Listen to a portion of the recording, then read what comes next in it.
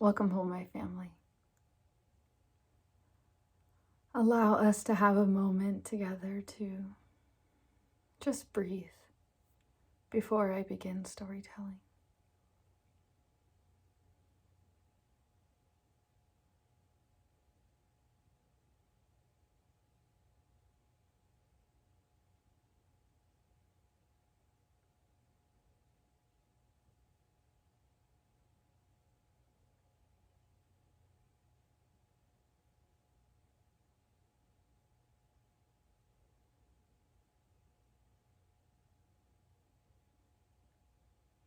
A favorite teaching that has come to me has been this recollection, this remembering, re-becoming one with me,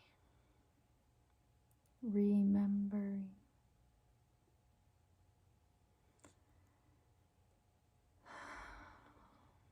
Is this idea that every time you exhale, I am inhaling your exhale, no matter where on the planet you are now.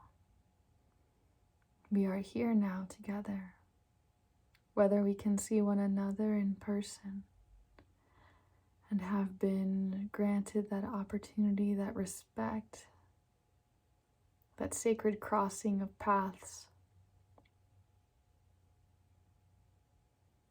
There's other aspects that bring me joy in this thought process, which is no matter how much you hate or how much you love, still together we share, we live, we breathe.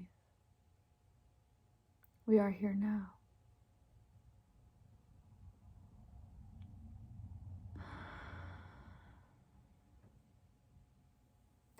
And in my practice, doing the best that I can to be absolutely so grateful for each breath,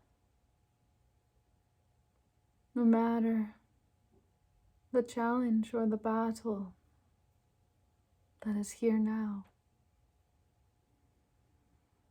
no matter the struggle, the strain, the sadness, the pain, the brutal truth in the rawness of life.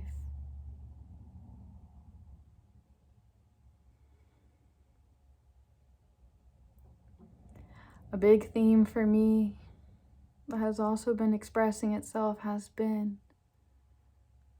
the totality of the fragility of life. As much as I enjoy anti-fragile and how resilient we are as human beings, my family has recently experienced the loss of a dear friend of the family. And for me, this was very much so close to home, which brought up automatic, monkey mind human emotions of reflection upon myself and those around me, and an experience of what I call clenching, holding on for dear life, never wanting to let the ones I love go. And at the same time, the ones I love, my family, were experiencing the mourning and the loss of this loved one.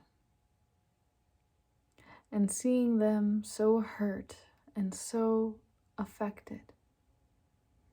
And I'm so far from home right now, from being in Florida and in the presence of my family.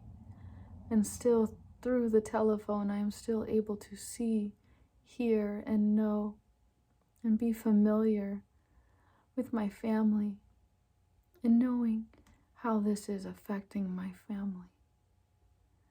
Which brought, again, some deep self-reflection and recollection. Appreciating the possibility and the abilities of the current presence I have now with my relatives. For this life will not always be able to be enjoyed with time spent together. And there are tears that are often brought to my eyes in the extreme embrace of human emotions, which at times can be something so what I can only describe as intolerable for me. And I am in this practice of learning to accept and allow my emotions, no matter how unique or extreme or deep or insert label here for noticing, identifying, and labeling the emotion. And while much of these feelings, which some can be narrated as grief, are very much so normal aspects of life, I still find myself wrestling with myself and being in this state of being overly self-conscious and attempting to control myself from responding from a place of emotional reasoning and outburst, which for me I have come to know in my human condition is a very limited view of the totality of things. For my mind can only grasp but a sliver on what the creator of all life can possibly see and know and understand all things. And through us all together in what is collectively called the hive mind. I apologize to use this terminology which has been coined by the selfish ledger, and some of you have come to see this video known as the selfish ledger, and it is my greatest intention to share with you the awareness so there can be a freedom of choice instead of automatically having your consciousness inserted into a machine and unconsciously / subconsciously allowing transhumanism to take place. Some are more willing to experience biodigital convergence. However, I will encourage any of you who have a spirit who can hear at this time of wondering the laws of physics, especially of what is unseen, of really having consciousness of what we are doing and in what ways we are playing with something that perhaps is best for us to just not do and to let things go as they were originally intended instead of attempting to play God and to get involved in these quantum mechanics and trying to play the role of God and to alter our life course. Although again, I have empathy for those of you who feel this way, who wish to not repeat this life and to not go through certain things. As I mentioned before, the clenching onto life. Still, I am not this human being who chooses to perform in this way. However, I love you so much. I welcome you to free will and having absolute freedom of choice instead of being given limited options and choosing between the options. Instead of recognizing you have your own mind and your own power and authority and ability to think, feel, and be you as you have been wired. However, at the same time, I would like to remind you of all these different technologies and algorithms, if you will, different computer systems. Imagine each and every single mind being a computer or a motherboard of its own, and they are all built and programmed differently depending on what has been uploaded to the mind based on how the time has been spent or how much energy was spent to insist on gaining that individual's attention.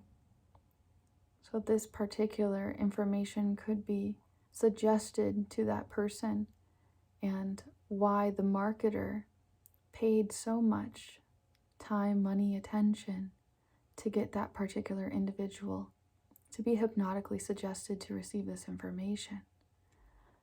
I always encourage to look at the intentions of those who are pushing their particular marketing agendas.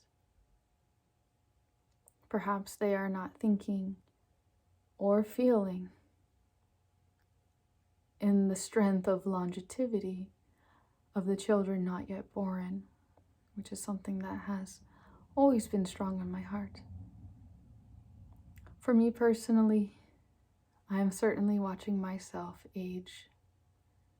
And in some levels it's very beautiful. In other levels I cannot stop myself from being critical or attempting to modify my self-expression to look a little more like something that we see more commonly, such as makeup. I would like to also take this time to mention something that has been so helpful to me over my life. And while it's so simple,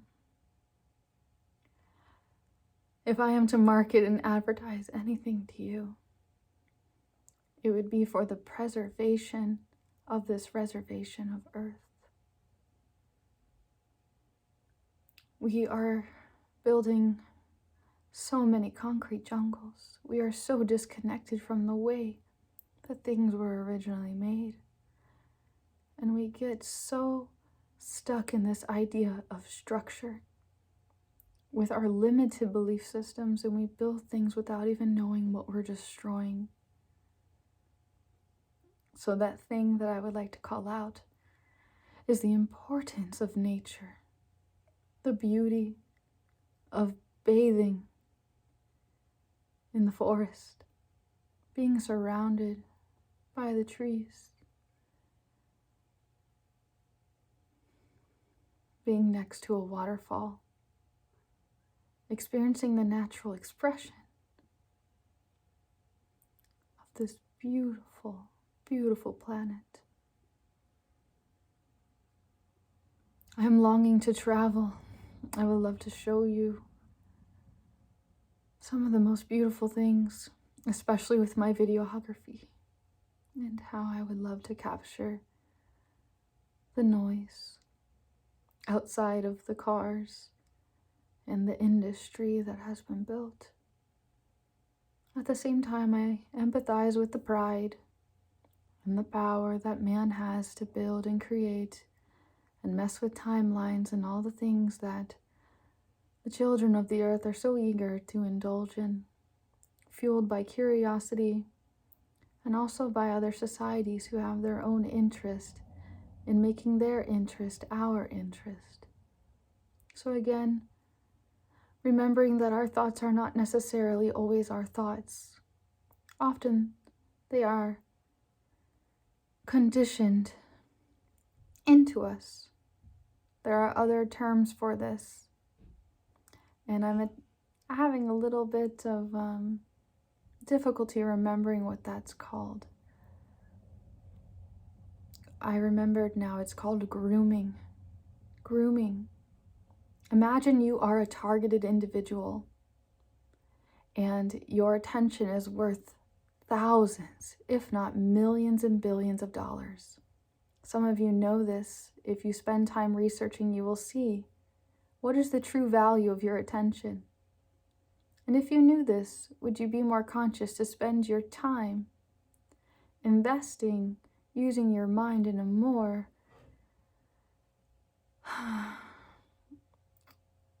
should I say conscious, or just a way to exercise your mind so that you could grow to be more loving and less judgmental? Perhaps if more loving thoughts were in the atmosphere, it would be a lot easier to mirror them instead of perpetuating shame, toxic shame, and all of these other ancestral, epigenetic, generational, continuous loops. And again, this is a recognition that we all have the power to change ourselves and just ourselves. And we can only tell our own personal testimonies of what our expression currently is. And sometimes that personal expression, it feels so, what I could only call expensive, yes? If there was a price that you could pay for your emotional experience, imagine there's an artificial intelligence, a robot, if you will, that is dying, longing, perhaps is a better word, to experience human emotion. And that if this robot could pay a price, whether it meant losing a piece of its intelligence, would it not make the exchange to have the human experience? Do you see the worth? There are many individuals who are so hurt that they are incapable of accessing these parts of human emotion, and they long to be able to love again. They long to be awoken with emotion. This is why poetry and creative arts have been very valuable industries over time. This also inspires a warning against the gone faces, G-A-N, gone faces. These are artificially created faces. This is very similar to Ramachandran's teaching on the seagulls with the artificial beak, where the seagull chicks, the babies, would choose the artificial beak, which I believe was also connected to a beer bottle cap. And these seagulls would start to no longer eat because these imitation beaks could not provide what the mothers could provide. And if you would like to have scientific research on this, you can read The Telltale Brain, written by neuroscientist Ramachandran, where it mentions further along this. And I bring this up because the same study is happening now on these AI-generated faces, where real human faces no longer seem real and seem alien. That is the experience of those who are coming into contact with these computer-generated faces of individuals. It makes real people seem unreal. So I imagine it's the same thing with the fake beaks. As we begin to crave fake people, I imagine this is where the filters come in and all those drastic ways that we tear ourselves apart within our own minds. And perhaps some of these things are suggested to us and that perhaps are beneficial to different circumstances. I'm not certain if that makes sense. I'll attempt to recommunicate that. Is it possible that our self-destructive nature is a beneficial expense to another? And if so, who would gain power?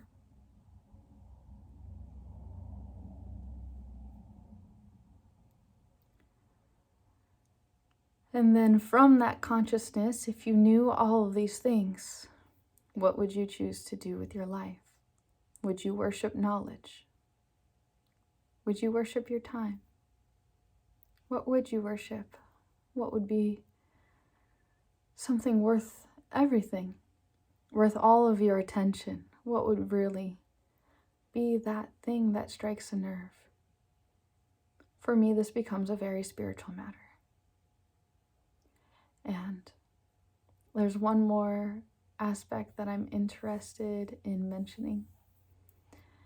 And I understand I brought up a lot of different things, and I also understand that not everyone is interested in having these kinds of intellectual conversations, and that they're not necessarily the most positive and uplifting or thought-provoking conversations. And for some individuals, it's possible that we could have even more in-depth conversations about these exact topics and provoke thought to greater depths if our conversation was something that could be listened to in on by others. And even better if there was 4 of us that could gather and that could communicate and bring new ideas together and be friends and recognize a way to create a new path, a new way of being that perhaps is not like the rest. So I will leave that there. If there's anyone who would be interested in communicating with me, you can either leave a comment below or you can send me an email and reach out to me and communicate with me in privacy, or send me a message somewhere. Feel free to leave a comment below saying where you have sent the message, if it has been to this online profile or this online profile that you found of mine, and then I can make a conscious effort to remain in contact with you so that way this conversation can go further, because sometimes these thoughts are very fueling to my spirit, especially coming with solutions that could possibly build something better. And again, now to change the subject to something a little bit more lighthearted and personal, and I want to joke and say cheesy. I've been daydreaming. How do I want to spend my life? What do I want to do? And I came up with something new. And I've had this thought before, and it's become a little bit more dominant and strong on pulling the cords. And perhaps I should add a little bit more storytelling. So I was in this experience where I was going to thrift stores, consignment shops, and my original intention was to find some clothes.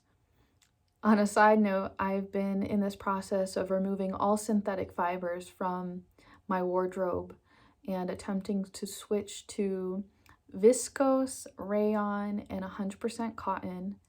And I'm learning more about different other fibers. Is it called Tetcal or something like that? I can't remember. There's another fiber that's made of wood pulp, and I would love to study this subject a little bit more. However, that was the original reason that I was there.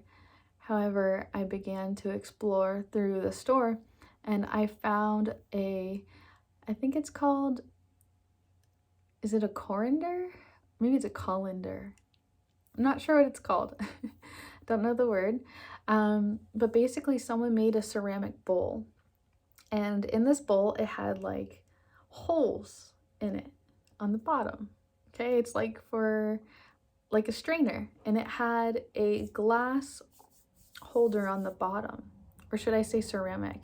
And it was just so beautiful. And it brought this like great inspiration of like, wow, I would love to get hands-on with pottery. And I've had this feeling so many times of like, I want to make my own plate. I want to make a cup.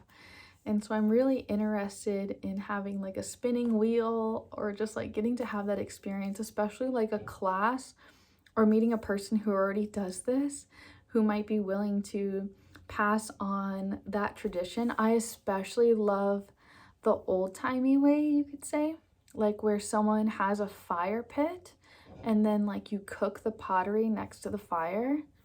I would love to learn this along with crochet, and this is just something that's been really provoking me. I also mentioned in a previous video that I was hanging out with my friend, and him and his son, they own this amazing hammock, and so I've been kind of longing to have that experience also. I have a hammock, however, it's meant for 2 trees, and that's not really something that is like super duper, should I joke and say it's not as nice as the other experience of just being able to walk in your backyard? Or like in the wintertime, I could possibly set up the hammock holder inside the house. And perhaps that's like a little bit of like a little kid excited idea. And then For me personally, when I'm going through a tough time, for me, shopping can be so therapeutic. And I love also being a gatherer, perhaps. We can make jokes about like hunters and gatherers, women and men in ancient times, and how deep down I really absolutely love to gather. And I love gatherings with people. And I also love accumulating things and honestly giving them away too has always been a theme. I see that I have some people here who are also very into giving, and that's very dear to me to meet people like me. That can always be very reassuring, and because I see myself in another person, like perhaps you could say that the love I have for myself, that I've been built or wired this way, I start to love others who are also wired in this particular way. Um, I feel called to mention one more thing. I've been working with this interesting person. Her name is Patricia Larkin, and she's been doing this training course I've been participating in. She's a licensed psychotherapist, and she's building her own course of teaching individuals how to professionally hold space and allow things to move and be healed. And I'm pretty excited. There is going to be a graduation and a certification, and so this is something else that's going to be added, should I say, to my regimen. And I'm looking forward to how this expresses itself. So far, I've really enjoyed the class. I've really enjoyed the people who are there. My good friend Brian has been there. Totally wish my friend Dwayne could be part of the class. However, we're pretty far in. I don't know if Patricia is currently allowing other people. However, I'm sure she'll have another round of this. And I feel really blessed right now. It seems to be becoming more and more obvious where my path is, where I belong in regards to being of service to the world. And there's particular places that really bring me joy to be of service in this particular way, which feels very spiritual and also sometimes very intellectual, right?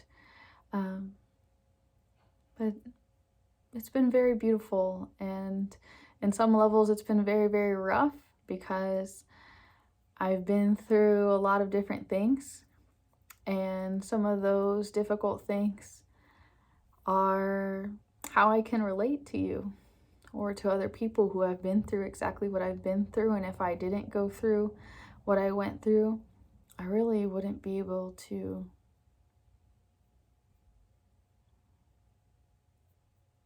be who I am or do what I do. I mean, there's so many different narratives I could use. I guess I could share a flip side of this. In my process of becoming trained in Watsu, I had this experience where I'm in the water and experiencing the feeling of returning to the womb and going into these very vulnerable emotions and childhood flashbacks that kind of brought up grievances. And so I started to cry. And as I was crying, I was saying a prayer. I was like, oh my God, I just wish someone could understand. And seconds later, I started to cry even heavier because I realized that the person holding me and serving me Watsu at the time, that she had been through what I'd been through. And because she did, she was able to understand, and that only the people who have had the identical experiences could really understand. And so that made me cry harder because I felt like, God, I cancel that prayer. No, I don't want anyone else to go through these experiences. No way, no. Like this beautiful transformation. And something very healing for me has been to have safe places to get safe and consensual touch, especially in a professional setting. Professional massage therapists that offer so many different modalities. I recently experienced a new woman who's just super amazing at what she does. And she brought me a lot of relief, some of it in narrative form, because I was attempting to suppress some emotions. And she validated me by saying that, Trina, that's just so much. And by her saying it was so much, it helped me to have compassion for myself, because at the time I was beating myself up and just saying, come on, just toughen up. Suck it up, buttercup. You know what they say. And I was having a really challenging time. I did make another video before this one, and I had considered removing it. However, after sharing this, I think it might be appropriate for this particular chapter to share that moment in time, just to show a couple different faces, if you will, and different aspects. I'm not always in a position where it's very simple to go to some of these vulnerable places or to share some of these transparencies. Again, the self-criticism or the cynicism and self-attack in my own mind, and based on illusions or being overly self-conscious. So I share this with you to know that you are not alone, and I know I'm not alone, and that you too might feel, see, think, and be as I am. And if you are not, perhaps you have before. And even if you have not before, perhaps even still, there is something I can learn from you. And there is a very big chance that we have a similar heart. And so here I am, and I'm sending you love. And I'm thankful to those of you who have taken the time to listen and spend time with me. And I'm feeling extra blessed, and a sense of knowing that more friends are coming. And I look forward to telling you that story of how it all works out and where it goes from here. And I also feel called to share that I will attempt to be more honest. When things are challenging, I have a tendency to hide and to no longer be here, because I'm hiding, and sometimes we could say wallowing. So perhaps next time I can give myself permission to share, to be seen, to be heard, and to be the child I am. And we can journal my growth and my process. So, oho mataki oyasin. Thank you, my family. I will see you again soon. Peace. Shalom.